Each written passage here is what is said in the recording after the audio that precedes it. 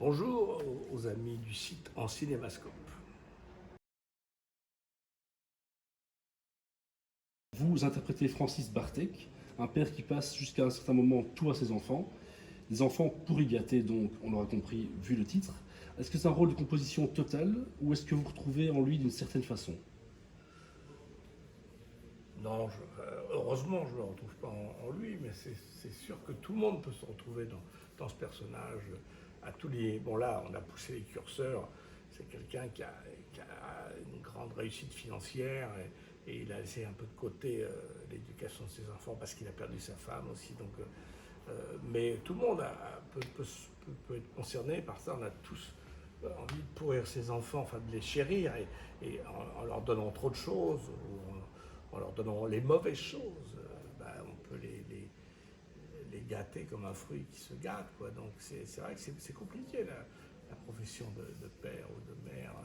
On a toujours envie de ça et puis parfois par lâcheté, par paresse, par manque de temps, on met une tablette et la télé ou la tablette devient le babysitting, comme pour la nourriture, la mauvaise bouffe. C'est plus facile de faire manger un McDonald's à un môme que de lui expliquer que les haricots avec un filet d'huile d'olive ou que une bonne viande ou un bon truc, c'est meilleur que ces choses un peu dégueulasses, quoi. Alors quel metteur en scène et quel directeur d'acteur est votre réalisateur ici, Nicolas Cuche, pour qui votre participation dans le film était vraiment une évidence, hein? Bah oui, mais je trouve que Nicolas, on ne se connaissait pas, moi j'avais vu son cinéma et il fait à la fois de la comédie et des choses plus sérieuses, enfin plus sérieuses, plus dramatiques, parce que j'aime pas le côté sérieux, comme si la comédie n'était pas sérieuse.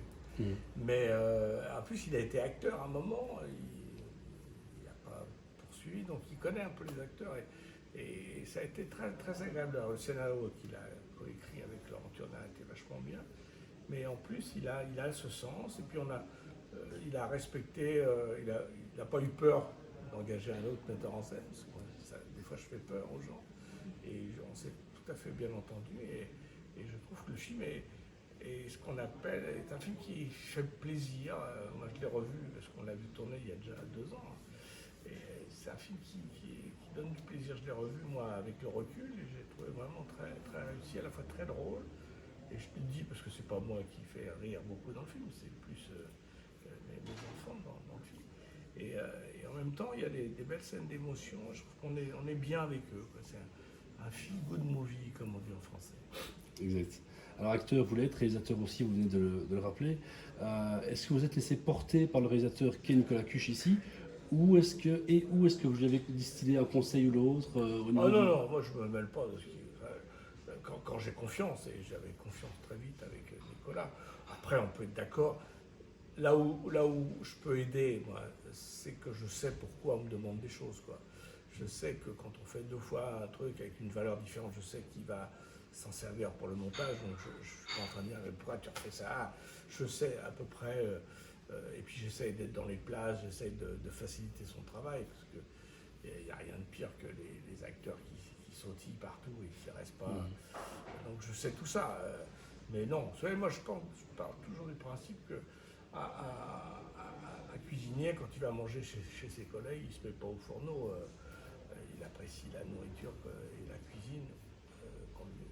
Que je respecte le travail des autres et je trouve que c'est ça qui m'enrichit d'ailleurs, parce que d'un seul coup je dis tiens, j'aurais pas tourné ça comme ça, c'est bien, ou enfin ça, j'aurais peut-être fait autrement, mais quand on a confiance, la confiance ça s'inspire. On l'a compris, vous êtes plutôt un fin gourmet, puisque c'est plutôt haricots avec huile d'olive que malbouffe. Oui. Alors François Morel fait partie du cast de Pourri gâté. Il joue quasi la totalité de ses scènes à vos côtés. Même si on vous a découvert à l'écran, vous, Gérard Jugnot, dès 73 chez Doyon, Tavernier, puis Polanski notamment, vous avez, François Morel et vous, véritablement connu le grand public. Le grand public vous a vraiment connu, c'est plutôt ça, grâce à vos talents comiques, qui ne sont pas les seuls. Vous avec la troupe du Splendide et lui avec celle des Chiens. Alors, il y a une belle complicité entre vous à l'écran. Est-ce que vous connaissiez François Morel avant? Est-ce que, Oui, voilà. parce que j'avais tourné avec lui comme metteur en scène un film qui s'appelle Fallait pas, qui est passé un petit peu à l'as, mais qui était très drôle avec beaucoup d'acteurs. Et on partageait l'affiche avec lui. Et c'était il y a une quinzaine d'années et on s'était très bien entendu. Et le fait que ce soit lui qui Truchon, mon ami d'enfance, c'était une évidence. On a eu beaucoup de connivence, on a eu beaucoup de plaisir à toi. Il n'a pas beaucoup de scènes, mais c'était toujours très agréable. C'était un super acteur. Alors, si vous voulez bien, on va peut-être un peu quitter quelque peu l'univers de Purigaté. Ça fait 46 ans que vous êtes devant la caméra, 37 ans que vous êtes passé derrière, ça fait quelques années maintenant. Quel plaisir que nous imaginons fort différent trouvez-vous sous chacune de ces deux casquettes? Oh bah c'est très différent. Moi j'adore faire des films, puis j'aime bien aussi me reposer en tournant chez les autres. Quand je tourne chez les autres, je suis un esclave. Hein. Et d'ailleurs c'est très agréable, parce que c'est un esclave bichonné. Hein. Je suis pourri gâté quand je suis acteur, alors que quand on est metteur en scène, on est... Vous savez, c'est la différence entre manger et puis faire la cuisine. Quoi. Donc, mais c'est deux plaisirs assez différents. C'est-à-dire que chaque activité, moi quand je fais du théâtre, quand j'écris, chaque activité me défatigue de la précédente. Et c'est comme ça que je continue à avoir envie de faire les choses depuis tout ce temps. Alors, question un peu piégeuse à présent, mais qui importe pour nous. Si les spectateurs belges, français, voilà, les spectateurs en général, devaient retenir 3 films dans lesquels vous avez joué et que vous n'avez pas réalisés, et 3 films que vous avez réalisés, quels seraient ces films-là? C'est compliqué, bien sûr. Bah, surtout, c'est pas à moi de le dire, hein. C'est plus aux spectateurs. Qu'est-ce que je veux dire? Pour des films que j'ai pas réalisés, je dirais Papy, Tandem et Les Choristes, par exemple. Et puis des films que j'ai fait moi, je sais pas, moi je les aime tous, ça c'est mes enfants, donc je dirais Une époque formidable, Meilleur espoir et Batignolles, par exemple. Okay. Alors, mentionnez votre âge, est-ce qu'on peut le faire? Oui. Oui, vous êtes un tout jeune septuagénaire. Oui, et vous avez donc 37 ans. Voilà, de belles années devant vous, avec sans doute pas mal de films à venir. Est-ce que vous pouvez nous parler un peu de votre actualité, que ce soit comme acteur et ou réalisateur? Écoutez, là, je sors pour Igaté, qu'on a tourné il y a 2 ans. Là, j'ai tourné un film qui est terminé, qui s'appelle Le Petit Piaf, avec Marc Lavoine et le petit Sohad, à La Réunion. C'était un grand bonheur. Et en plus, le film, je crois, aussi est assez réussi, puisqu'on a eu le prix du public à La Baule, au Festival de La Baule. J'ai tourné un truc pour Amazon. Là, j'ai fait une pièce. On a capté une pièce de Laetitia Colombani où je jouais avec mon fils, père et fils. Ça m'a fait marrer de faire ça. Et puis là, je tourne à Bruxelles quelques jours dans du Cobu. Après, j'ai un autre petit tournage, et puis j'écris un autre film, et puis j'ai d'autres projets. J'ai plein de projets. Ce 2 août, vous êtes à Bruxelles pour tourner du Cobu 4, alors c'est bien ça?